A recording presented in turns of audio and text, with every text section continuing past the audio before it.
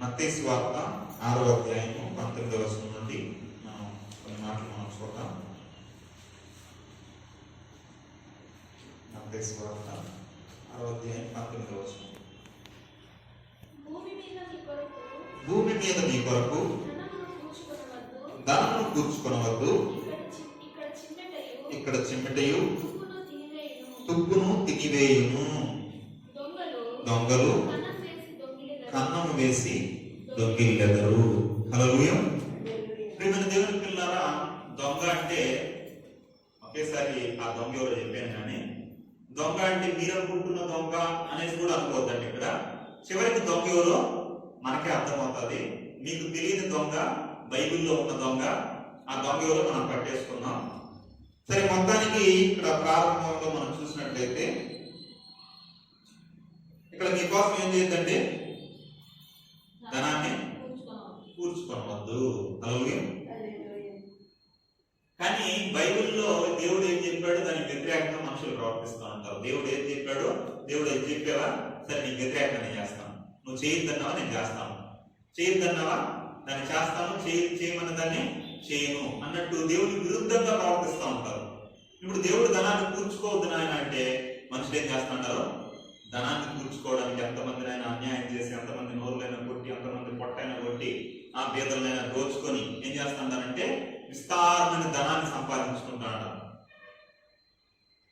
ప్రియమైన దేవుని పిల్లరా, ఎందుకు కూర్చుకోవద్దని ఇంకో మాట కూడా బైబిల్లో ఒక చోట ఏం రాయబడిందంటే, నీ స్త్రీ మిమ్మల్ని ఏం చేస్తుంది, మిమ్మల్ని నాశనం చేస్తుంది, ధనం వల్ల అనేకులు పొడుచుకొని చచ్చిపోయారు అనేసి వాక్యంలో చాలా విషయాలు ధనం గురించి రాయబడింది.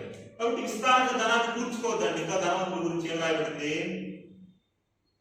ఉంటే ఏం చేస్తుందంట, సూది బెజ్జంలో నుండి వెళ్ళిపోతుందంట. కానీ ధనం ఎక్కడికి రాలేడంట, పరలోక రాజ్యానికి రాలేడంట. అంటే మీరు ట్రై చేస్తే ట్రై చేయండి. ఏం ట్రై చేయొచ్చు అంటే, సూది బెజ్జం ఎంత ఉంటుంది అంటే దానికి ఇంకొక అర్థం ఉంది, ప్రస్తుతానికి ఇదే తీసుకున్నాం. సూది బెజ్జం ఎంత ఉంటుంది, చాలా చిన్నది. ఒంటి ఎంత ఉంటుంది, చాలా పెద్దదిగా ఉంటుంది. దీన్ని సూది బెజ్జం నుండి పంపించేయచ్చండి, ఈ వైపు నుండి ఆ వైపుకి ఏదో ట్రై చేసి, దాని మొక్క కొట్టో కైమా కొట్టో ఏదో చేసి మొత్తానికి పంపించేయచ్చు. హల్లెలూయా. కానీ సూది బెజ్జం నుండి ధనం ఒంటి వెళ్ళిపోతుందేమో, కానీ ధనవంతుడు ఆడికి పోలేడు, పరలోక రాజ్యానికి పోలేడు. హల్లెలూయా. కాబట్టి మీరు ఏం చేయాలంటే ఆ ధనాన్ని ఇక్కడ కూర్చుకోవద్దండి. ఎందుకంటే ఎందుకు చెప్తున్నాడు ఇక్కడ, సిమ్మెటయు తుప్పును తినేస్తాయి. చాలా మంది ఏం చేస్తారంటే నాకు ఓన్లీ ఇన్కమే, అవుట్ గోయింగ్ ఉండదు అనమాట. తీసుకోవడం కట్ల పేరు చేయడం. అలా చాలా మంది కోటీశ్వర్లు ఏం చేస్తారంటే వాళ్ళ డబ్బుని కోట్ల కూడబెట్టేసింటారు. కొన్ని సందర్భాల్లో ఆ డబ్బు ఏమవుతుందంటే అలా ఉండిపోయేసి దాన్ని చెమట కొట్టేస్తుంది. కొన్ని నాణ్యాలు అయితే తుప్పు తినేస్తుంది. అలాగే ఇప్పుడు ఆ మధ్యకాలంలో ఏమైంది, డబ్బుని 500 నోటుని 1000 నోటుని నిషేధించారు. అప్పుడు ఏం చేశారు, చాలా మంది కోటీశ్వర్లు ట్యాక్స్ కట్టకుండా బ్లాక్ మనీ దాచిపెట్టిన వాళ్ళందరూ ఏం చేస్తున్నారు, రోడ్ల మీద పడేస్తున్నారు, కొంతమంది కాల్ చేస్తున్నారు. ఏం చేయాలో అర్థం కాలే వాళ్ళకి. అలా మీ ధనం ఏం చేస్తుందంటే చెమ్మట కొట్టేస్తుంది, తుప్పు తినేస్తుంది నాయన. ఇంకొక ప్రాబ్లం కూడా ఏంటంటే, దీంతో పాటు ఇంకొక ప్రాబ్లం ఏంటి, దొంగలతో ప్రాబ్లం. దొంగలు ఏం చేస్తారో కన్నం వేసి దొంగిల్లెదరు. అంటే కన్నం అంటే రంధ్రం వేసి ఏం చేస్తారంట, దొంగలు దొంగిల్లేస్తారంట. అంటే పూర్వం ఏం చేసేవాళ్ళంటే, దొంగతనం చేసేవాళ్ళు ఈ కావం కథ చెప్పేటట్టు, లేదా ఏదో ఇది తీసుకొని వస్తారు కదా, శంభో శంకర వచ్చే దారిలో పోయే దారిలో నవ్విస్తి నావల దిష్టి తొమ్మల దిష్టి తగిలేనే తల్లి, నీకు దిష్టి పోవాలంటే మన్ను కాదు, మాణిక్యాలు కాదు, 100 కాదు, 1000 కాదు, అది బదిలించుకో తల్లి అనేసి ఎవరో కావం కథ చెప్పినట్టు, లేదా జాతకాలు చెప్పినట్టు, జ్యోతిష్యం చెప్పినట్టు, చలక జ్యోతిష్యం చెప్పినట్టు, కొడుకు పుడతాడు, వాడు ప్రయోజకుడు అవుతాడు, నిన్ను 4 తంటాడు, లేదా పలకవే పలుకు జగదంబ పలుకనేసి మోసకరమైన మాటలు చెప్తా కొంతమంది వస్తారు.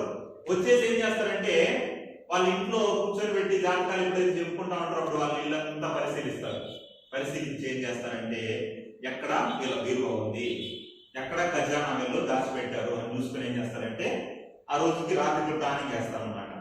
వాళ్ళు వచ్చేది ఏ టైంలో వస్తారంటే ఎప్పుడైతే మనుషులు గాఢ నిద్ర కలుగుతుందో ఆ టైం దొంగలకు తెలుసు, ఆ టైంలో వస్తారనమాట. కరెక్ట్ గా వచ్చి ఏం చేస్తారంటే ఆడ ఆ ప్లేస్ లో, ఈ ప్లేస్ లో ఉంది కదా, ఆ పక్క గోడ పక్కన ఉంది ఆ బీరువా, కాబట్టి ఇక్కడ రంధ్రం పెడేస్తారు. ముందుగా రాత్రి పోయేటప్పుడు ఏం చేస్తారంటే ఇంటి గుర్తేసి ఏదో ఒక గుడ్డు గుర్తేసేసి వెళ్ళిపోతారు. రాత్రి పూట గుంపుగా వచ్చి ఏం చేస్తారంటే నూనె పూసుకొని గడపాలు ఎత్తుకొని దానికి కన్నం వేసి లోపలికి వెళ్ళేసి మెల్లిగా దోచేసుకొని వాళ్ళ ఇంటికి తీసుకుని వెళ్ళే విధానం అప్పుడు ఉండేది. దాని గురించి చెప్తూ అక్కడ రాయబడింది ఏంటంటే దొంగలు ఏం చేస్తారో అన్నం వేస్తారు నాయన జాగ్రత్త. ఇంకా ఈ మధ్యలో టెక్నాలజీ డెవలప్మెంట్ అయిపోయేసి ఇప్పుడు అలాంటి టెక్నాలజీ ఏం లేదు. అంటే అక్కడక్కడ కొన్ని జరుగుతున్నాయి. అది గ్యాంగ్ వచ్చింది. ఏం గ్యాంగ్ అదే? షెడ్డీ గ్యాంగ్. ఆ గ్యాంగ్ వచ్చి ఏం చేస్తానంటే అంటే రాత్రిపూట వస్తారనమాట. వాళ్ళు రాత్రిపూట వచ్చి ఏం చేస్తారంటే చిన్నపిల్లలు తీసుకుని వచ్చి వాళ్ళ గిల్లో ఏదో ఒకటి చేసి ఏడిపిస్తారు. ఏడిపించినప్పుడు చిన్నపిల్లలు ఏడుస్తా ఉంటారు అనేసి ఇంత కేకలు వేసి మరి ఏడుస్తా ఉంటారు అనేసి మనం బయటకు పోయామనుకో, వెంటనే ఏం చేస్తారంటే బయట వచ్చిన వాళ్ళని పేకలు కోసేయడం, ఆ ఇంట్లో దొమ్మిగా పడటం, ఆ ఇంట్లో ఉండేది ఎంతమంది ఉంటే అంతమంది చంపేసి దాంట్లో ఉండేదంతా దోచుకొని వెళ్ళిపోవడం, ఇలా అక్కడక్కడ జరుగుతుంది. కానీ ప్రపంచవ్యాప్తంగా ఇప్పుడు టెక్నాలజీ డెవలప్మెంట్ అయ్యి దొంగలు ఏమైనారంటే రూట్ మార్చారు. ఏం చేస్తుంటారు? ఎలా దొంగతనం చేస్తుంటారు? సైబర్ దొంగతనాలు, ఇంకా కంప్యూటర్ లో ఏదో చేస్తారు, దాన్ని ఏమంటారమ్మా? హ్యాకింగ్. హ్యాకింగ్ చేసి ఏం చేస్తుంటారంటే వాడు ఇంట్లో కూర్చుంటాడు, కంప్యూటర్ లోనే ఎక్కడ హ్యాకింగ్ చేసి ఏం చేస్తాడంటే కోటాను కోట్లు కొట్టేస్తా ఉంటాడు. అలాగే వీళ్ళకి తెలియదు డబ్బు ఎలా అయిపోతుందో, అమౌంట్ మొత్తం తగ్గిపోతా ఉంటది. ఏమైందంటే హ్యాకింగ్ చేయాడు. ఇంకొంతమంది ఫోన్ చేస్తారు, ఫోన్ చేసి బ్రదర్ మీ అకౌంట్ లేదా పలానా డబ్బు వేస్తానో లేదా పలానా డబ్బు పడింది కాబట్టి మేము బ్యాంక్ నుండి ఫోన్ చేస్తానో వివరాలు చెప్పమనేసి మన నెంబర్ అంతా రాయించుకొని మెల్లిగా ఏం చేస్తుంటారంటే మన బ్యాంక్ లో ఉన్న అకౌంట్ అంతా ఖాళీ చేస్తుంటారు. హల్లెలూయా. ఇలా చాలా విధానాల్లో డబ్బు సంపాదించిన వాళ్ళకి శాశ్వతం అనుకున్న వాళ్ళు, దాన్ని కూడబెట్టిన వాళ్ళు పర్మనెంట్ గా లేరు, అది కూడా పర్మనెంట్ గా లేదు. ఇప్పుడు బాలసుబ్రహ్మణ్యం ఉన్నాడు, చాలా పాటలు పాడాడు, దగ్గర ఎన్ని వేల పాటలు అంట, 40,000 పైగా పాటలు పాడాడు, కోట్ల రూపాయలు సంపాదించాడు. ఏదో తీసుకుని పోయినాడంటే ఏమీ లేదు. చాలా జ్ఞానంగా మాట్లాడతాడు, చాలా టాలెంటెడ్ పర్సన్. కానీ ఆ ధనం అతన్ని రక్షింపలేక, పరలోకానికి తీసుకోలేక నరకానికి వెళ్ళిపోయిన పరిస్థితి. ఎక్కడికి వెళ్ళినాడో తీర్పులు తెలుస్తుంది అండి. రక్షింపబడలేకపోయాడు. హల్లెలూయా. ప్రియమైన దేవుని పిల్లలారా, దొంగిల్లెదరు. కాబట్టి మీరేం చేయొద్దంటే ఈ ధనాన్ని భూమి మీద కూర్చుకోవద్దని చెప్తున్నాడు. ఇక్కడ ఒక మాట కోసం ఇదంతా చెప్పవచ్చా? ఇక్కడ ఏముందంటే దొంగలు. హల్లెలూయా. ఇక్కడ ఏం చేస్తారు? దొంగలు ఏం చేస్తారు? నాయన కన్నం వేస్తారు. కాబట్టి ఈ దొంగల గురించి మనం చూద్దాం. చివరికి మీరు అనుకునే దొంగల గురించి చెప్తానని మాత్రం అనుకోవద్దండి. దొంగల గురించి, ఆ దొంగలు ఎవరో మీకు చివరికి తెలుస్తుంది. ఇప్పుడు దొంగల గురించి ఏం చెప్పాడు దేవుడు?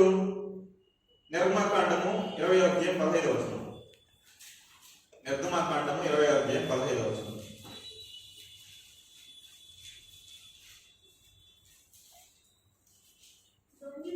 దొంగిల్లకూడదు. బైబిల్ లెక్కల్లో అతి చిన్న వచనం ఏంటి? దొంగిల్లకూడదు. చాలా మంది అనుకుంటారు యేసు కన్నీరు విడిచిన అతి చిన్న వాక్యం అనేసి. ఇంగ్లీష్ బైబిల్లో అతి చిన్న వాక్యం ఏంటంటే జీసస్ లెఫ్ట్ అనేసి అనుకుంటా ఉంటారు. యేసు కన్నీరు విడిచెను అని ఉంటుంది. అదే అతి చిన్న వచనం అనుకుంటారు. కానీ తెలుగులో అతి చిన్న వచనం ఏంటంటే దొంగిలకూడదు అనేది అతి చిన్న వచనం. ఇప్పుడు 10 ఆజ్ఞల్లో ఒక ఆజ్ఞ ఏంటంటే వ్యభిచరించొద్దు అంటే ఒక అర్థం ఉంది, నరహత్య చేయొద్దు అంటే ఒక అర్థం ఉంది, తల్లిదండ్రులు సన్మానించమంటే ఒక అర్థం ఉంది. ఇంకా ఏం చేశాడు? పొరుగు అని భార్యను ఆశించవద్దంటే ఒక అర్థం ఉంది, అబద్ధ సాక్ష్యం పలకద్దంటే ఒక అర్థం ఉంది. దొంగల్లో కూడదని కూడా చెప్పాలా? అంత ఇంపార్టెంట్. 10 ఆజ్ఞల్లో ఒక ఆజ్ఞ కదా చెప్పాలా అనేసి మనం అనుకోవచ్చు. అలాగే మనం చిన్నదనుకుంటున్న ఈ పాపమే దేవుని దృష్టిలో పెద్దది. నువ్వు దొంగతనాన్ని సింపుల్ గా తీసేయచ్చు, అది కూడా దేవుని దృష్టిలో పెద్ద పాపమే. దానివల్ల వచ్చే శిక్ష ఏంటంటే, ఒక వచనం మనం చదివినట్లయితే జకరియా గ్రంథం 5:3. జకరియా గ్రంథం 5వ అధ్యాయము 3వ వచనం. మలాకి ముందు ఉంటుంది చూడండి.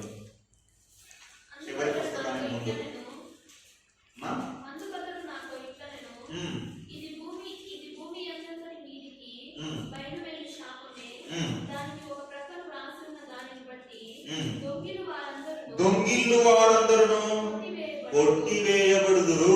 హల్లెలూయా. దొంగలు ఏమవుతారో, ఎవరైతే దొంగతనం చేస్తారో, ఎవరైతే దొంగలుగా ఉంటారో వారు కొట్టివేయబడతారు. ఎక్కడి నుండి? ప్రజల నుండి, జనముల నుండి. ఏం చేస్తాడు దేవుడు? వాళ్ళని కొట్టేస్తాడు, అంటే లేపేస్తాడు భూమి మీద నుండి అంటున్నాడు. ప్రియమైన దేవుని పిల్లరా, మనం భూమి మీద వద్దలు లేకపోతానంట. దొంగతనం చేస్తే ఏముండదు భూమి మీద కూడా, నీకు ఆశీర్వాదం ఉండదు, దీవెన ఉండదు. భూమి మీద నువ్వు కొట్టేసింది ఏమో నీ దగ్గర ఉంటుందంటే అది ఉండదు. ఎందుకంటే నేను మాట చెప్తాను, నువ్వు కష్టపడి న్యాయంగా సంపాదించింది నువ్వు రోడ్లో కూడా పడేస్తా, అది నువ్వు ఎత్తుక్కుంటూ వచ్చేస్తుంది. కానీ నువ్వు అన్యాయంగా సంపాదించి లాకర్లో పెట్టినా అది ఎప్పుడో ఒకప్పుడు ఏదో ఒక వ్యక్తిగా గొడవ దగ్గరికి అది స్వాధీనం అయిపోవడము, కొట్టేయడము, ఏదో ఒక రకంగా వెళ్ళిపోతూ ఉంటది. తేనె ఏం చేస్తుంది? తేనె కష్టపడి కష్టపడి కష్టపడి ఏం చేస్తుంది? తేనెని సేకరించి పెడుతుంది. దాన్ని ఎవరు తీసుకొని వెళ్ళిపోతారో, రోడ్లో పోయే మామూలు ఏం చేస్తాడో దాన్ని తీసుకొని వాడు అనుభవిస్తాడు. అలా దొంగతనం చేసి అన్యాయంగా మనుషుల పొట్టలు కొట్టి ఏదో ఒక రీతిగా దొంగతనం చేసి సంపాదించావా, అది నీ దగ్గర నిలవదు. ఇంకోటి ఏంటంటే శాపం, నిన్ను భూమి మీద నుండి ఏం చేస్తాడు దేవుడు? లేపేస్తాడు. హల్లెలూయా. భూమి మీద నుండి కొట్టేస్తాడు. ఇంకోటి ఏంటంటే దొంగకుండే దొంగ గురించి ఏం చెప్తున్నాడు చూడండి. 1 కొరింథీయులకు రాసిన పత్రిక 6వ అధ్యాయం 9వ వచనం. 1 కొరింథీ 6వ అధ్యాయం 9వ వచనం.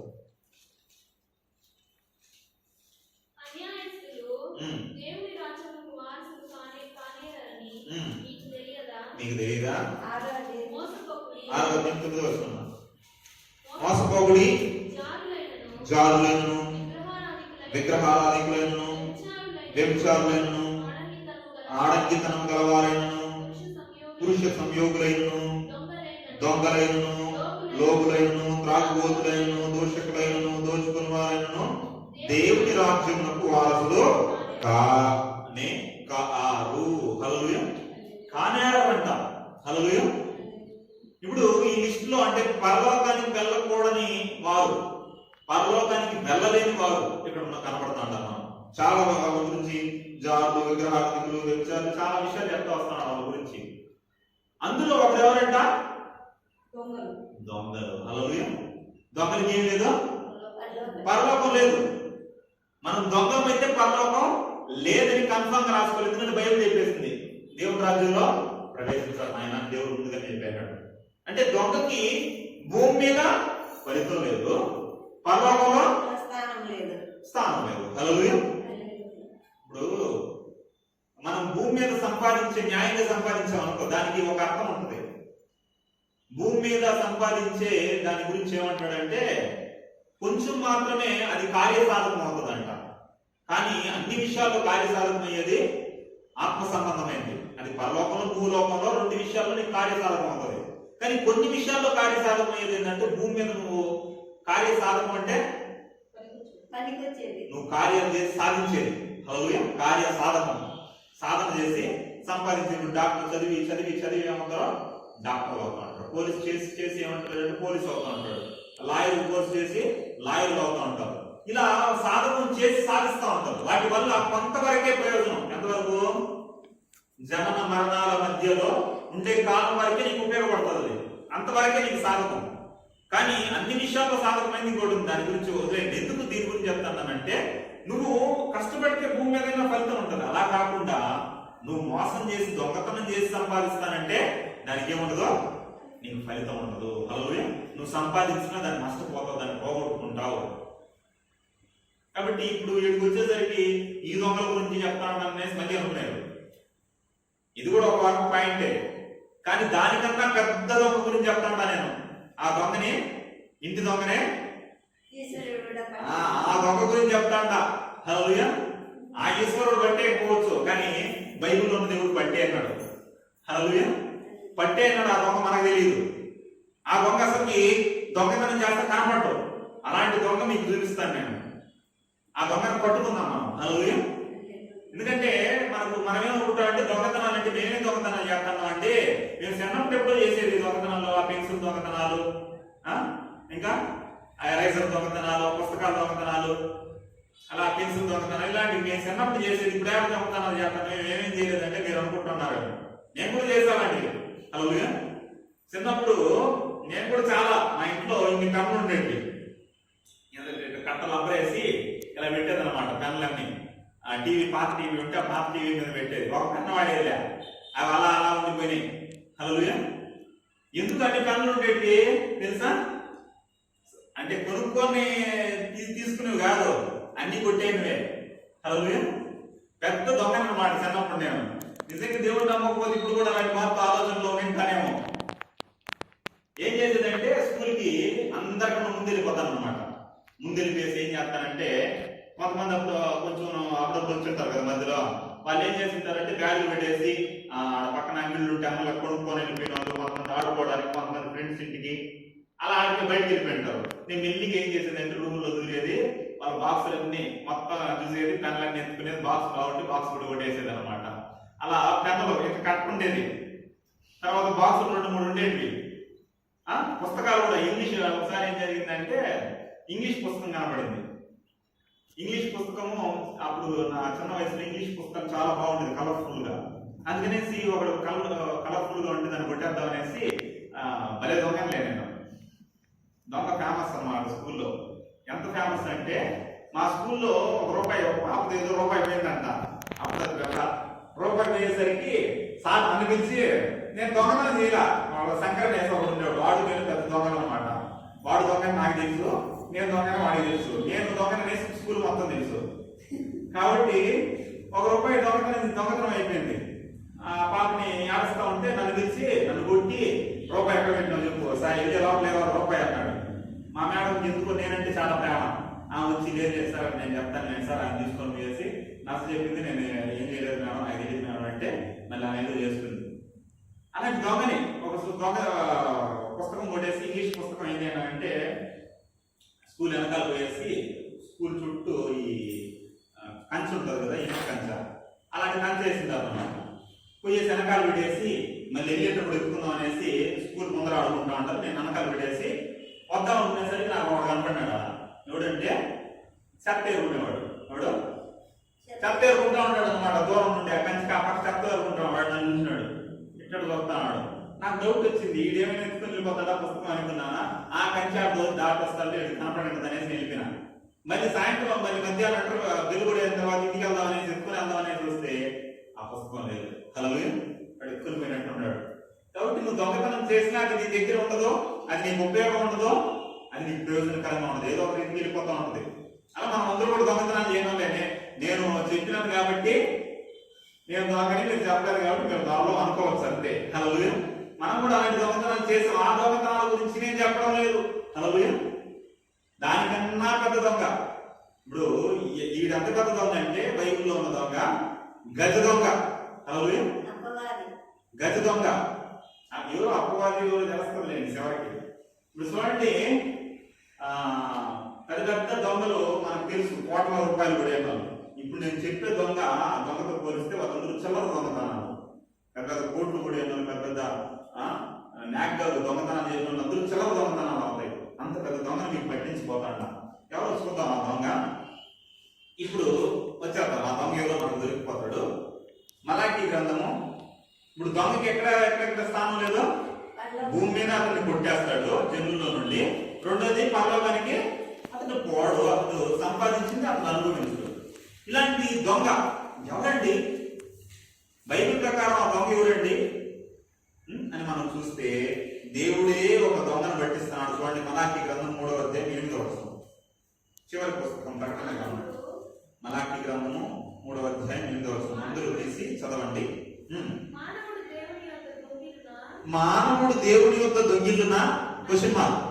ఏమంటే మీరు చెప్పండి, మానవుడు దేవుని దగ్గర దొంగతనం చేయగలరా అంటే మనం కన్ఫామ్ గా చెప్పచ్చు, చెయ్యలేడు, అసంభవం అని చెప్పచ్చు. ఎందుకంటే దొంగిల్లగలడా అంటున్నాడంటే చెయ్యలేడు, కష్టం అది.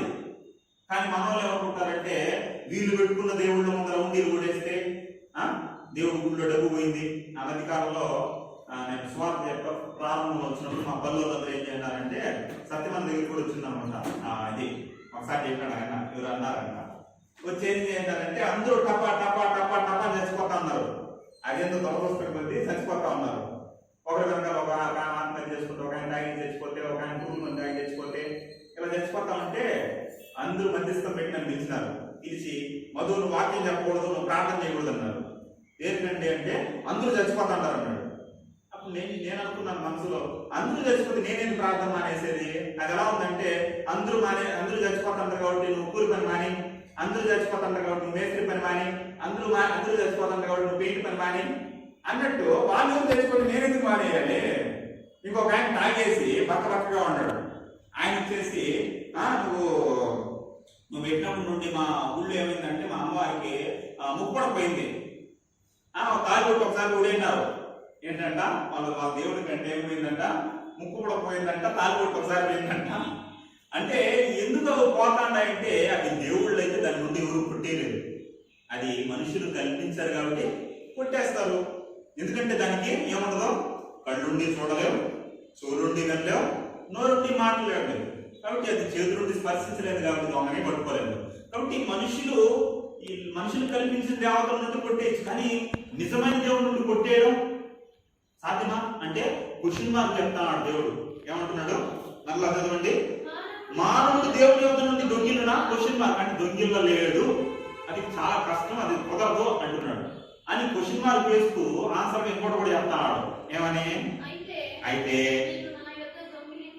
మీరు నా యొక్క దొంగిలు చేశారు, హల్లెలూయా, మీరు నా దగ్గర దొంగతనం చేశారు అంటున్నాడు. మేమేం దొంగతనం చేశామంటే దేవుని దగ్గర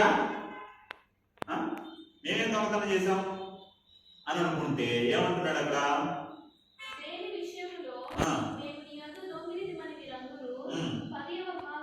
10వ భాగమును దొంగిలితిరి. హల్లెలూయా. దేవునికి ఇవ్వవలసిన ప్రతిష్టాపనలు, దేవునికి ఇవ్వవలసిన దశమ భాగాలు ఇవ్వకుండా 10వ భాగాన్ని మీరు ఏం చేశారంటే ఇవ్వకుండా ఉన్నారు కనుక మీరు ఎవరంటే దొంగలు అని దేవుడు పేరు పెడతాడు. హల్లెలూయా. అంటే పాస్టర్ చాలా కఠినాత్ముడు, చూడు ఎలా చెప్తాడు అని అనుకోవద్దండి. ఇది నేను చెప్పలా, అది నా బైబిల్లో ఉంది, మీ బైబిల్లో ఉందా? మీ బైబిల్లోనే ఉంది. మనం చేయకపోతే మనం దొంగలు అంటే నేను చెప్పాల్సిన అవసరం, మీరు దొంగలో కాదో మీకే తెలిసిపోతుంది. పెద్ద గది దొంగ పట్టిస్తాను మీకు. ఇప్పుడు చూడండి, మీరు చేయకపోతే మనం వాక్యానుసారంగా ఈ ప్రకారం చేయకపోతే మనం ఎవరంట? దొంగలు. దొంగలు అయితే ఏం లేదు, మనకు పరలోకం లేదు, భూమి మీద ప్రజల్లో జీవం లేదు. హల్లెలూయా. ఎందుకు ఈ విషయాన్ని నేను కొంచెం కష్టమైన చెప్తానంటే, నేను మిమ్మల్ని ప్రేమిస్తాను కాబట్టి మీరు ఎక్కడ ఉండాలని కోరుకుంటున్నానంటే పరలోకంలో దేవుడి సింహాసనం ఎదుట నిలబడాలి. దేవుడు ప్రత్యక్షమైనప్పుడు ఆయన గౌరవ సింహాసనం ఎదుట మిమ్మల్ని నిలబెట్టాలి, నేను మిమ్మల్ని చూడాలి అనేది నా ఆశ.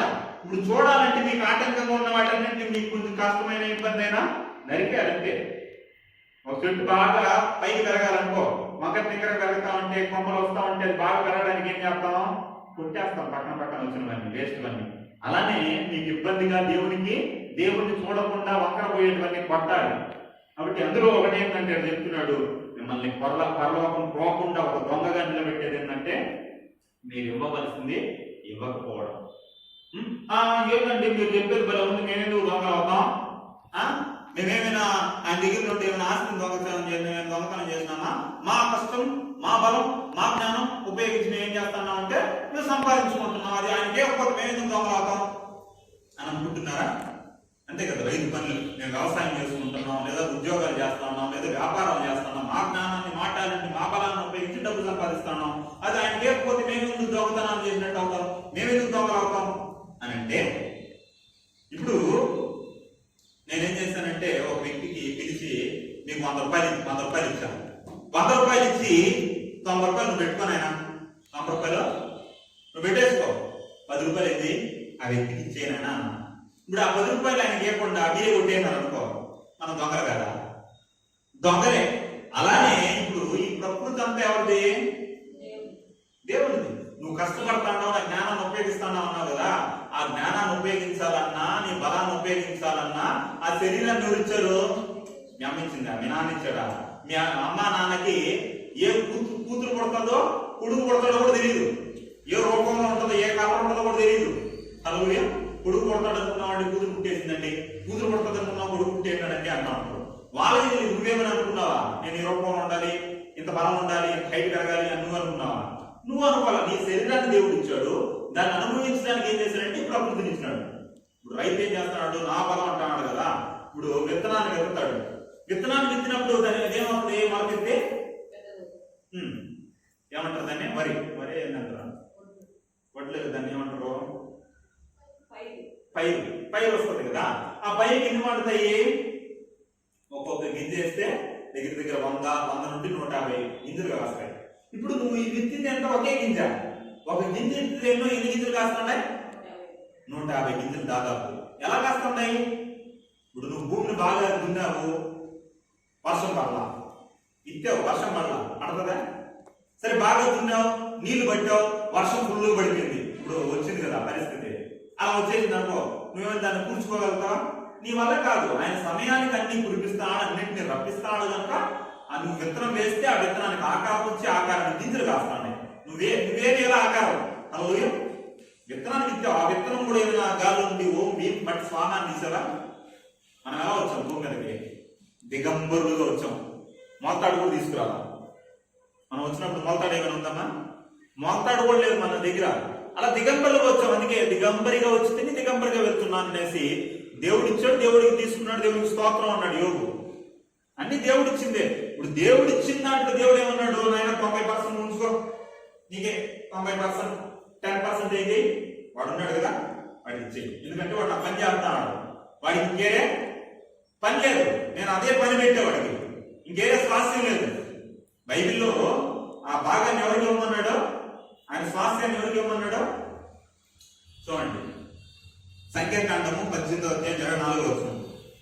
సంఖ్యాకాండము 18:24.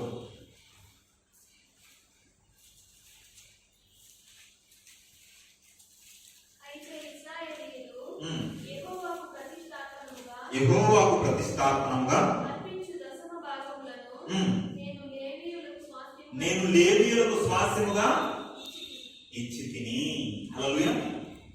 మీరు ఇచ్చే భాగం ఎవరికి? లేవీయులంటే దేవుని మందిరంలో పరిచయం చేసేవాళ్ళు, దేవుని పని చేసేవాళ్ళు. వాళ్ళకి ఏం చేశాను, నేను స్వాస్థ్యంగా ఇచ్చేసాను. ఎందుకంటే వాళ్ళకి స్వాస్థ్యం లేదు, అందరికీ పనులు ఉన్నాయి. కానీ లేవీయులకి దేవుని పరిచయం చేసే వాళ్ళకి పని ఏమి లేదు. వాళ్ళు బ్రతకడానికి నేనేం చేశానంటే దీన్ని స్వాస్థ్యంగా ఇచ్చాను. యెషయా గ్రంథంలో కూడా, యెహోషువ గ్రంథంలో కూడా 13:14 ఉంటుంది. యెహోషువ గ్రంథము 13:14.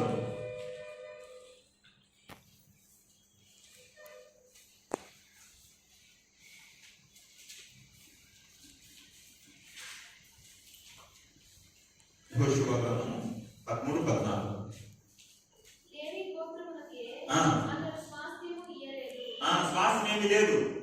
సేవకుడు పని చేయడం లేదు, కష్టపడడం లేదు, వేరే పని దాని మీద ఆధారపడడం లేదు, నా సేవ మీద ఆధారపడ్డాడు. అందుకని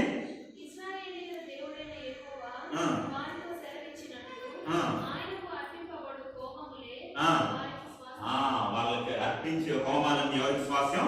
లేవీయులకు స్వాస్థ్యంగా ఇచ్చేస్తాను. నేను వాళ్ళ పోషణ కొరకు నేను అది ఇచ్చాను, అది కేటాయించాను. వాళ్ళు పోషింపబడాలి, వాళ్ళు నా పని చేయాలి అని దేవుడు ఏం చేశాడంటే ఆ భాగాన్ని వాళ్ళకి ఇచ్చాడు. ఇప్పుడు ఆ 10% వాళ్ళకి ఇవ్వాల్సింది ఇవ్వకుండా దైవ సేవకుడికి ఇవ్వాల్సింది ఒక 5 నేనే తినేస్తాను, 90% కాదు 100% తినేస్తాను అని అనుకుంటే మనం దొంగలు కాదా? దేవుడి పరిచయం జరగాలి. దేవుడి పరిచయం ఎలా జరుగుతుంది? ఇప్పుడు ప్రభుత్వం నడుస్తుంది, ఎలా నడుస్తుంది? ప్రభుత్వం ఏం చేస్తుంది? జీతాలు ఇస్తుంది చాలా మందికి, గవర్నమెంట్ టీచర్స్ కావచ్చు, డాక్టర్స్ కావచ్చు, కార్మికులకు కావచ్చు, ఇంకా పింఛన్లు, తర్వాత రోడ్లు వేపిస్తుంది, రకరకాల కార్యక్రమాలన్నీ చేస్తుంది గవర్నమెంట్. చాలా మంది ఏమంటారంటే మేము గవర్నమెంట్ అప్లై కావాలంటే చాలా కష్టపడుతూ ఉంటాం.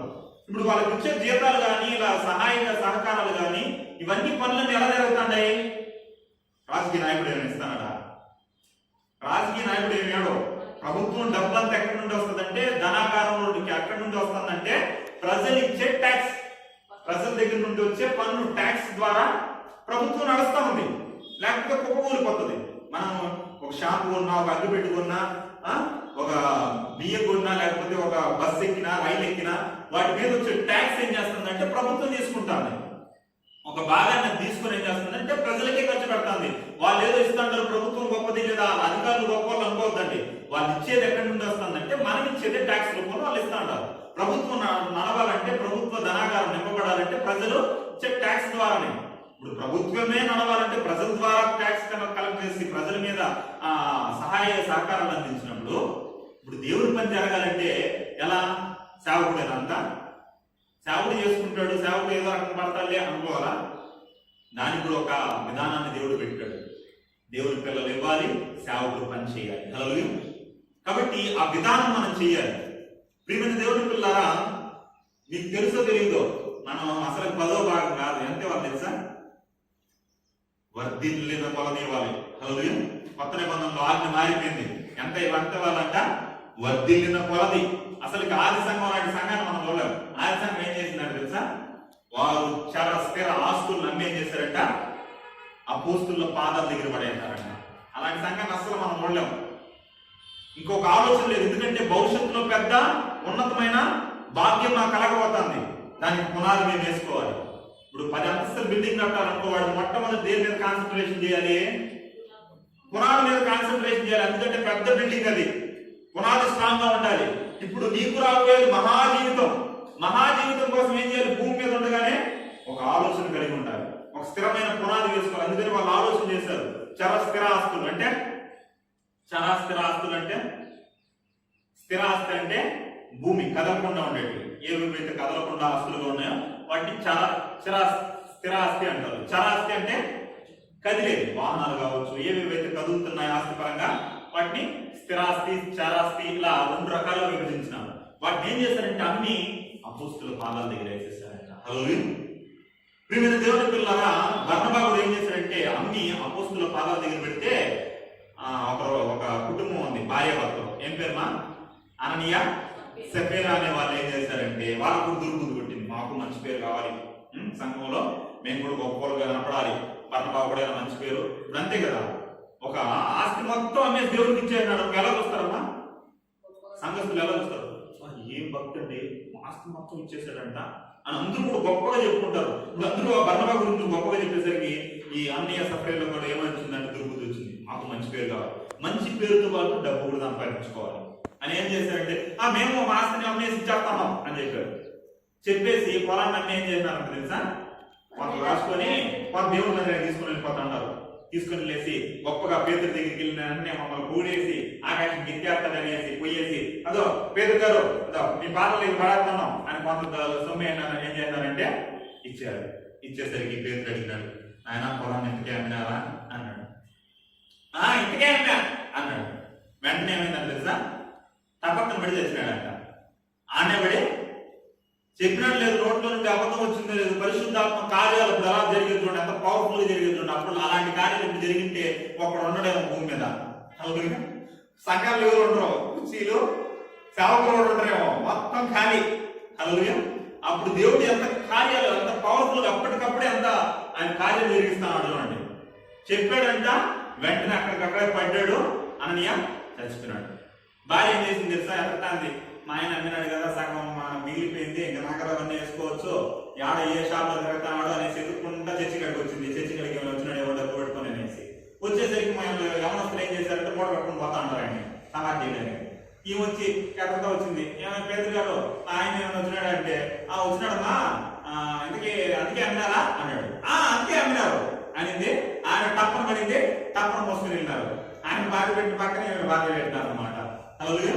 అలా మనం కూడా ఏం చేస్తున్నాం అంటే మనకు శిక్ష రాలేదు కానీ మనం కూడా చాలా కేర్లెస్. మనం ఇస్తానం అనుకుంటున్నాం కానీ దేవుడికి ఇవ్వవలసింది కరెక్ట్ గా ఇస్తున్నాం. కొంతమంది ఎగరగొట్టి, కొంతమంది సగం, కొంతమంది అప్పుడప్పుడు.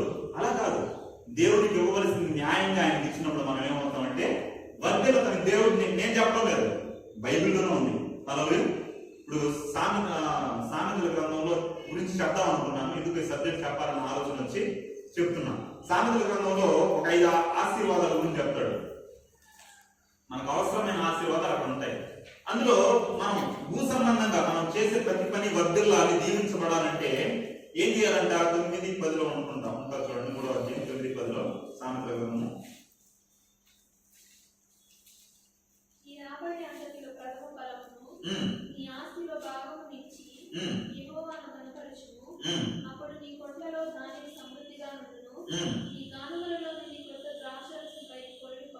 ఆమేన్. హల్లెలూయా.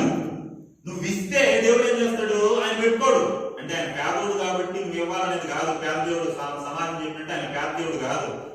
ధనవంతుడై ఉండి తన దారిద్ర్యం వలన మనల్ని ధనవంతుడు చేయాలనేది ఆయన సంకల్పం. అందుకే ఆయన ధనవంతుడై ఉండి భూమి మీద దరిద్రుడిగా వచ్చాడు. ఇప్పుడు మనం కూడా ఏం చేయాలంటే ఆయన ధనవంతుడే దరిద్రుడిగా అయినాడు కనుక నా కోసం అది చేశాడు కాబట్టి నేను ఆయన సేవకు చేయాలని నువ్వు ఖర్చు పెట్టావు అనుకో, దాన్ని ఏమో ఆయన ఉంచుకోడు.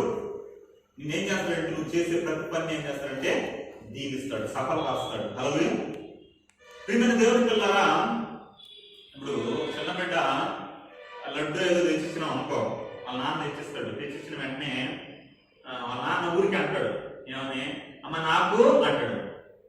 నీకెందుకు వాడు వచ్చేదారిలో ఆ బ్యాగ్ నువ్వేది వచ్చాడు కదా, ఆ పిల్ల దగ్గర అడుక్కోకపోతే అంత ప్రశ్నారుగా అంటే అది కాదు ఆ పాయింట్. కావాలంటాడా కేజీలు తినేసి రాగలడు, అది పెద్ద పాయింట్ కాదు. ఇప్పుడు కూతురు టెస్ట్ చేస్తాడు, కూతురు నన్ను ప్రేమిస్తాను, నా బిడ్డ నన్ను ప్రేమిస్తాను నేను టెస్ట్. ఇప్పుడు అడుగుతాడు అమ్మ నాకు అంటాడు. ఆ కూతురు మంచి ప్రేమ కలిగింది అనుకో, తీసుకో డాడీ అని నోట్లో పెట్టింది అనుకో, తింటాడా? ఎంత వద్దులే తల్లి నువ్వు తిను అనేసి ఇవ్వడం కాదు. కానీ ఇంకోసారి వచ్చేటప్పుడు ఇంకా ఎక్కువ తెస్తాడు, ఇంకా ఎక్కువ ఇవ్వాలనుకుంటాడు. అలాగే నా బిడ్డకి ఇంకా చేయాలి నేను అనుకుంటాడు. అలా కాకుండా అమ్మ నాది నేనేమో అని అన్నాం అనుకో, ఈ దొంగలాగా ఉంది, నాకే పెడతాం, నేను ఏం తెచ్చిందే దీనికి ఇప్పుడే నన్ను చూసుకోలేదండి, మనం చూసుకుంటుందే అనేసి అంటాడు. అలా నువ్వు దేవుడి ప్రేమను చూడాలి, నీలో నుండి నన్ను ప్రేమిస్తాందా లేదా అనేది ఎలా తెలుస్తుంది? మాటల్లో తెలియదు. ఇప్పుడు ఒక వ్యక్తి ఇంకొక వ్యక్తిని ప్రేమిస్తాను అనుకో, ఎలా ఎక్స్పోజ్ చేస్తాడో, గిఫ్ట్లు ఇవ్వడము, ఫ్లవర్ ఇవ్వడము, అంటే ఏదో ఒకటి ఇస్తాను అన్నమాట. ప్రేమలో ఏముందంటే ఇవ్వడం ఉంది, ఇవ్వడంలో ప్రేమ తెలుస్తా ఉంది. అలాగే మూడు ఉండాలి అక్కడ. ఒకటి ప్రేమించబడేవాడు ఉండాలి, ప్రేమించేవాడు ఉండాలి, మధ్యలో ఇవ్వబడేది ఉండాలి. అప్పుడు అది ప్రేమ అంటారు. అలాగే ఇప్పుడు అదే దేవుడు పరీక్షిస్తున్నాడు, నా బిడ్డ నాకు ఇస్తాదా అని చూడాలనుకుంటున్నాడు. ఇస్తే అని ఉంచుకోడు, మరలా ఏం చేస్తాడంటే నీకే ఇస్తాడు. అలాగే ఉత్సాహం ఇంకా మీరు నమ్మతారో నమ్మరో, బైబిల్లో ఒక మాట ఉంది, మిమ్మల్ని దేవుడు ప్రేమించాలంటే ఏం చేయాలి తెలుసా? ఏం చేయాలి? నేను చెప్పే మాట కాదు, బైబిల్లో ఉన్నదే నేను చెప్తాను. బైబిల్లో లేనిది నా సొంత మాటలు నేనేం చెప్పడం అన్నా. మీరు కొరింథీయులకు రాసిన 2వ పత్రిక 7వ అధ్యాయం 9వ వచనం చూడండి. కొరింథీయులకు రాసిన 2వ పత్రిక అంటే పాత నిబంధనలో ఉందంటే అవన్నీ, కొత్త నిబంధన లేదండి అనుకోన్నారు. కొత్త నిబంధన ఇంకా డేంజర్. కొత్త నిబంధన పాటించడం చాలా కష్టం. పాత నిబంధన బెటర్. 10% వరకు ఆగింది. 10% వాళ్ళని దొంగలంటే మనం ఇంకా ఎక్కువ స్థాయి 100%. మనల్ని ఏమనాలి దీని ప్రకారం ఎత్తుకుంటే? చూడండి ఆ మాట చదవండి. 2 కొరింథీ 7వ అధ్యాయం 9వ వచనం.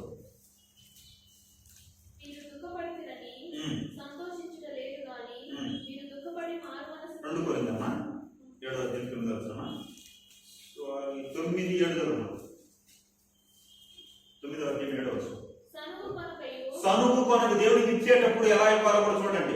సనుగు కొనకయు బలవంతంగా వద్దు, నేనేదో బలవంతం చేసినట్లు మీరు బలవంతంగా ఇచ్చినట్టు అలా కాదు. సనుగు కొన కూడా దేవుడికి ఇచ్చేటప్పుడు ఎలా ఇవ్వాలన్నా సనగకూడదు, బలవంతంగా కాదు.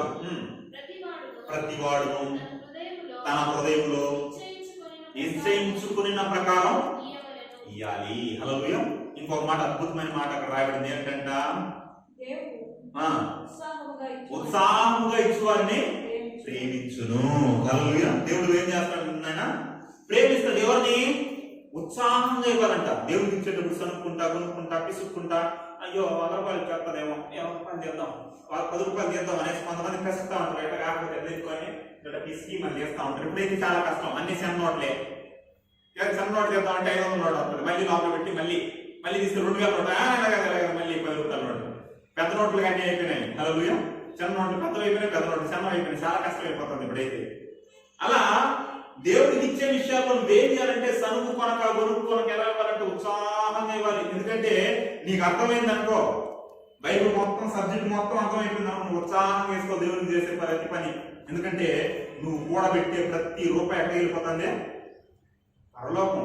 ఇక్కడ నువ్వు బ్యాంక్ చేసి ఎంత పడుతుందా వడ్డీ? ధర్మ వడ్డీ అంటారు. అది ఎంత పడుతుందో కూడా మనకు అర్థం కాదు. కానీ నీకు 1 రూపాయి వేసావు అనుకో, పరలోకంలో ఎంత వడ్డీలో తెలుసా? 100 రెట్లు. హల్లెలూయా. నువ్వేదైతే దేవుడి కోసం చేస్తావో 100 పొందుకుంటావంట. అది చిన్నదే కావచ్చు. దేవుడి సేవకుడికి మంచి నీళ్ళు ఇస్తేనే దాని ప్రతిఫలం ఏం చేయాలో మీరు పోగొట్టుకోరు. హల్లెలూయా. దేవుడి పరిసరికి ఏది చేసినా దాన్ని మీరు పోగొట్టుకోరని వాక్యంలో రాయబడింది. హల్లెలూయా. ఎందుకు ఉత్సాహం కలగాలంటే ఇప్పుడు మీరు వేసేదంతా ఎక్కడికి వెళ్ళిపోతుంది? పరలోక బ్యాంకుకి వెళ్ళిపోతుంది. దేవుడి సేవకుడి దగ్గరికి వెళ్ళిపోతుంది అనుకోవద్దండి. నువ్వు ఇచ్చేది దేవుని సేవకుడికైనా దేవుని పరిచయకైనా నీ బ్యాంకులోకి వెళ్తాంది, అకౌంట్లోకి వెళ్తాంది. అక్కడ ఇప్పుడు బ్యాంక్ అకౌంట్ ₹1,00,000 అయినా అనుకో, ఇంటికి వచ్చినాం మనకి ఎలా ఉంటుంది? నీకు అమ్మ ₹1,00,000 అయినా ఈరోజు 10 లక్షలు ఏదో వచ్చినాం అనుకో, అమ్మ బ్యాంకులో 10 లక్షలు ఉంది ఇప్పుడు అంటే నీకు ఎలా ఉంటుంది? ఉత్సాహంగా ఉంటుంది. ఎంత అమౌంట్ పెరుగుతుంటే అమ్మ నా యొక్క 10 లక్షలు ఉంది, అప్పైనా 1,00,000 కదా, 10 లక్షలు ఉంది అమ్మ అని అనుకుంటా ఉంటాం. నీలో ఉత్సాహం పెరిగిపోతా ఉంటుంది. ఎంత పెరుగుతూ ఉంటే అంత ఉత్సాహం. ఇప్పుడు దేవుడు నువ్వు ఇచ్చేటప్పుడు నీ ఆలోచన ఎలా ఉండాలంటే, వేసే ప్రతి రూపాయి ప్రతి కానుక పరలోకంలో చేరిపోతుంది, నా అమౌంట్ పెరిగిపోతుంది, నా అకౌంట్ పెరిగిపోతుంది. పెంచుకున్నారా? ఎంత ఉందో అకౌంట్ దీంట్లో. విచిత్రం ఏంటంటే రూపాయి వేసినా 100 రెట్లు, కానీ మనల్ని అందుకే ₹100 వేస్తా ఉంటారు. టక్ టక్ టక్ టక్ అని ఎగరుతా ఉంటుంది అంటాం. 100 ఇద్దరికి ఇస్తారు కదండి. మనం అడిగేది 100, ఇచ్చేది ₹1. ₹100 ఎప్పుడు నీకు ₹1 ఇస్తా అనేసి అలా కాదు. హల్లెలూయా. ధారాళంగా మీరు కొత్త నిబంధనకు వచ్చేసరికి మనం అసలుకి పాత నిబంధనే కాదు 10% కాదు ఎక్కువగా ఇవ్వాలి. మీరు ఒక సందర్భాన్ని మీరు చూసినట్లయితే అపోస్తులు కాదు ఒక సందర్భాన్ని చూస్తే చెప్తాడు. ఎవరిని గొప్పవాడు అన్నాడో ఒక సందర్భాన్ని చదువుకుని చివరికి ముగించుకున్నాం. మార్కు సువార్త 12:41. మార్కు సువార్త 12:41.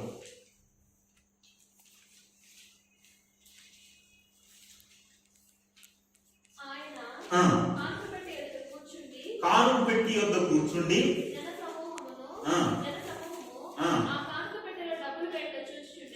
ఆమేన్. హల్లెలూయా. ఏమంటే దీన్ని బట్టి నేను ఏమంటానంటే క్రైస్తవులకి ఏముండకూడదంటే సిగ్గుండకూడదు. ఏముండకూడదు? సిగ్గుండకూడదు. ఎందుకంటే నా ప్రభు ఏమన్నాడంటే ఆయన ఎలాంటి వాడు అంటే తెలుసా? మొహమాటం లేనివాడంట. మనం దేవుని గురించి చెప్పేటప్పుడు కానీ మనం అస్సలు సిగ్గుపడకూడదు. ప్రార్థన చేసేటప్పుడు పాటలు పాడేటప్పుడు మనకు సిగ్గే ఉండకూడదు. ఎందుకంటే మన దేవుడు మొహమాటము లేనివాడు. దానికి పర్యాయ పదం ఏంటంటే సిగ్గు లేనివాడు. ఎంత సిగ్గు లేని అంటే అంత మొహమాటం లేనివాడు అంటే అంత కఠినంగా ఉంది చూడండి. ఇక్కడ ఇప్పుడు ఆయన కాను చేస్తాంటే ఏం చేశాడంట? కానులు పెట్టి కూర్చొని చూస్తా ఉన్నాడంట. ఇప్పుడు నేను కూడా మీరు వస్తా ఉంటారు కదా, ఎంత వేస్తాను రక్కని వస్తాను అనుకో, ఎలా ఉంటుంది? పాస్టర్ గారు దొంగ పాస్టర్ లాగా ఉంటాడు. డబ్బు వేస్తుంటే దొంగ సూపులు ఎందుకు వస్తాను అనుకుంటారు. అందుకే పాస్టర్లు అందరూ మీరు చూసిన అనుకో, అడ చూసుకుంటా ఎట చూసుకుంటా వైరో ఒకరు అట్ట చూస్తాడు, మళ్ళీ చూస్తాడు అనమాట. ఎందుకని వేస్తే ఏమనుకుంటారు అనేసి, చూస్తే ఏమనుకుంటారు అనేసి. కానీ యేసుక్రీస్తు ఎంత మొహమాటం లేకుండా చూస్తాడు చూడండి. కానుక పెట్టేవద్దు నుంచి కూర్చోండి, కానుక పెట్టేవద్దే కూర్చోండి. ఏం చేస్తాడంటే వాళ్ళు వేస్తాన్ని చూస్తా ఉన్నాడంట. చూస్తా అంటే ఏం జరిగిందంట?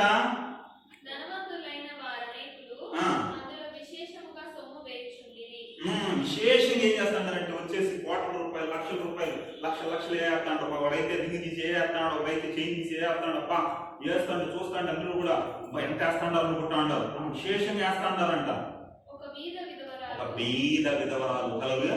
ఆమె విధవరాలు, అందులో బీద విధవరాలు అంట, చాలా పేదదంట. వచ్చి 2 కాసులు ఆమె దగ్గర ఉన్నాయి. ఆ కాసులు తీసుకొని వచ్చి దాంట్లో వేసిందంట. హల్లెలూయా. ఆ వేగా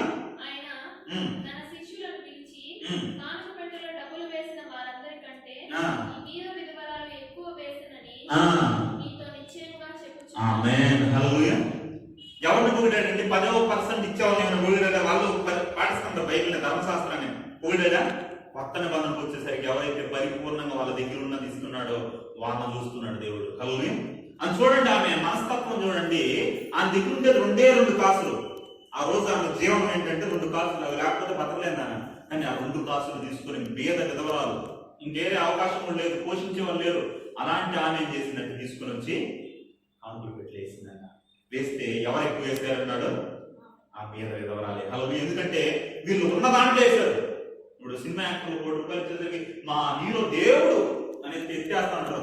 దేవుడు అవడానికి ఏమి ఇచ్చాడు? ఆయన ₹1,00,000 ఇచ్చినాడు. ఇప్పుడు వాడు కోట్లు తింటాడు. అది ఎక్కడి నుండి వచ్చాయి? నువ్వు ఇచ్చిందే నీ దగ్గరనే లాగినాడు. నీ దగ్గర నుండి లాగి పోజ్ కొట్టడానికి మా హీరో గొప్పవాడని చెప్పించుకోవడానికి ముసుగు నీకు ₹1,00,000 మొఖాన్ని కొట్టినాడు. లేదా ఎక్కడ ఏంటాడు? మంచి పేరు సంపాదించుకున్నాడు. 10 మందికి తెలిసేటట్టు పేపర్లు వేస్తాడు. అది నీ దగ్గర తీసుకుంటే నీకు ఇస్తాడు. అది పెద్ద విషయం కాదు.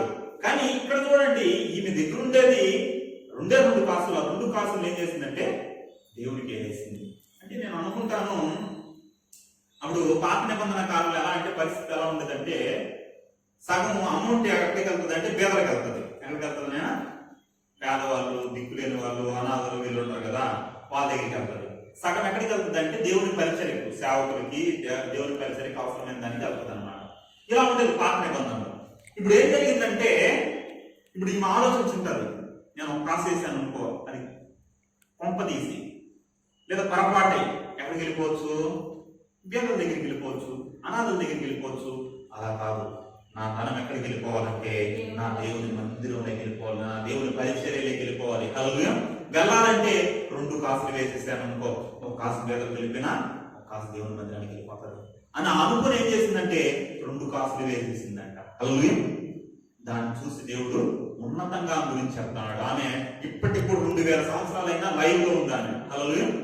గొప్ప గొప్ప ధనవంతుడు ఉన్నాడు బైబిల్, వాడి పేరు చెప్పలా, వాడి గురించి గొప్పగా చెప్పలా, ఆకారానికి వెళ్ళిపోయినాడు. కానీ 2 కాసులు వేసిన నా గురించి గొప్పగా చెప్తున్నాడు. హల్లెలూయా. చూడండి ప్రియమైన దేవుని పిల్లారా, మన దేవుడి సేవ చేసేది ఏది వ్యర్థం కాదు. ఇంకా దేవుడి సేవకుడికి చేసేది మనకు అర్థమైపోతుంది అనుకున్నాను. దేవుడి సేవకుడి గురించి కూడా ఏమన్నాడు తెలుసా? మీరు గలతీయులకు రాసిన పత్రిక 6వ అధ్యాయం 6వ వచనం చూడండి.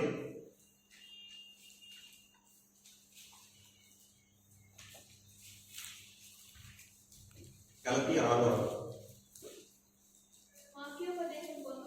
వాక్యోపదేశం పొందువాడు ఉపదేశించు వానికి మంచి పదార్థములు భాగమియాలి. హల్లెలూయా. ఇది నేను చెప్పే మాట కాదు, బైబిల్లో ఉన్న వచనాలు చాలా ఉన్నాయి అలాంటివి. మీరు వర్ధిల్లాలి, దీవించబడాలి, మీ ఫలం అధికం కావాలంటే మీరు వాక్యోపదేశం పొందతాంటారా? ఉపదేశించి వాడికి ఏం చేయాలి? మీరు ఏదైనా తీసుకున్నారు దాంట్లో మంచి, నా సేవకుడు మంచి బాగుంటారు, నా సేవకుడు సంతోషంగా ఉండాలనేసి మనం ఇవ్వాలి. ఇచ్చినప్పుడు వర్ధిల్లుతాం దాంట్లో. దాన్ని దేవుడు చూస్తున్నాడు. హల్లెలూయా. మీరు ఇవ్వక అంటే మీరు ఇస్తేనే నేను బతుకుతాను అనేసి కూడా అనుకోవద్దండి. అంటే మనం ఇవ్వకపోతే బతకలేదులే అనేసి కూడా అనుకోవద్దండి. దేవుడు పోషించాలంటే అలాగే పోషిస్తాడు. మీరు ఇచ్చినా పోషిస్తాడు, ఇవ్వకపోయినా పోషిస్తాడు. ఇప్పుడు ఏలియా సారిపాత్ర విధవరాల దగ్గరికి వచ్చినప్పుడు ఏముంది మా ఆయనకే? ఏలియాకి ఏముంది? విధవరాల దగ్గరికి వచ్చినప్పుడు ఒట్టి అప్పం పచ్చి అప్పం, నాన్ వెజ్ ఏం చేయాలి, వెజ్ ఏం చేయాలి, తినాలి, పడుకోవాలి. నాన్ వెజ్ మాత్రమే. కానీ ఏది ఎక్కడికి వెళ్ళిపోయినాడు? అరణ్యానికి వెళ్ళిపోయినాడు. అరణ్యానికి వెళ్తే ఏముందా? పడుకొని ఎవరు పోయి లేసేసరికి రొట్టె మాంసం, ఒక బాటిల్ నిండా ముట్టి నిండా వాటర్, తినడం, నడవడం, అలసిపోయి పడుకుంటే మళ్ళీ తినడం, పోవడం.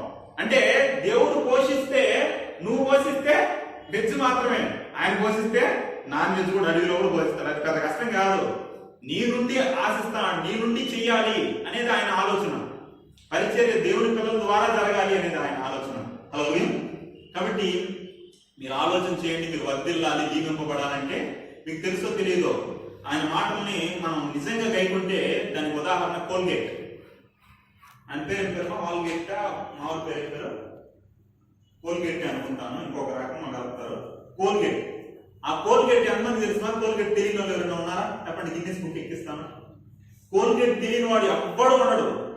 ఎందుకంటే ప్రతి న్యూస్ ఛానల్లో చూసినా, ప్రతి అడ్వర్టైజ్మెంట్ లో చూసినా కోల్గేట్ కనపడతా ఉంటుంది. ఎందుకు అంతగా వర్ధిల్లింది? ప్రారంభ స్థాయి కాదు, పౌడర్ అనుకుంటా ఉన్నాడు కోల్గేట్ అనే వ్యక్తి. ఎప్పుడైతే దేవుడిని తెలుసుకొని దేవునికి దశమ భాగం ఇవ్వడం స్టార్ట్ చేశాడు, మెల్లిగా అభివృద్ధి చెందుతా వచ్చినాడు. తర్వాత ఏం చేశాడంటే 10% లాగా 20%కి వెళ్ళాడు, 30%కి వెళ్ళాడు, 40%కి వెళ్ళాడు. చివరికి ఎంత పర్సెంట్ ఇస్తాడు తెలుసా? దేవునికి 90% దేవునికి ఇచ్చేసి 10% పెట్టుకుంటాడంట. హల్లెలూయా. 90% ఎవరికి? దేవుడికి ఇచ్చేసి, దేవుడి పరిచయకి ఇచ్చేసి 10%. దానికి ఏమైందంటే ఆ 10%కి ట్యాక్స్ కట్టలేక చచ్చిపోతానంట. అంత విస్తారంగా దేవుడు అతన్ని దీవించినాడు, కోల్గేట్ ని విస్తరింపజేశాడు.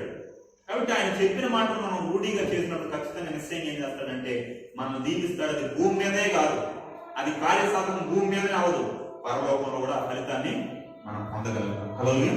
కాబట్టి అటు రీతిగా మీలో ఎవరైనా దొంగలుంటే మార్పు చెంది దొరలుగా మారదాం. దొరలుగా ఉంటే దొరలుగానే ఉందాం, దొంగలుగా మారద్దు. హల్లెలూయా. కాబట్టి అటు స్థితికి మనం వెళ్దాం, ప్రార్థన చేసుకుందాం, దేవుడి సన్నిధానంలో మనం కనబడదాం. ప్రియమైన దేవుని పిల్లల విన్న మాటలను బట్టి బైబిల్ చెప్తుంది దొంగలు పరలోక రాజ్యానికి రారు అనేసి నిశ్చయంగా మన ప్రభు చెప్తున్నాడు. ఆయన చెప్పాడంటే అది 100% మనం నమ్మాలి. కాబట్టి మనం పోకూడదు అంటే దొంగలు ఉంటే పర్వాలేదు, కానీ పోవాలంటే దొంగగా ఉన్న మనం మార్పు చెందాలి. విన్నాం, దొంగలంటే లోక సంబంధమైన వీటిని చేసే వాళ్ళు క్షమాపణ చేసిన ప్రభువాలను క్షమించమంటే దేవుడు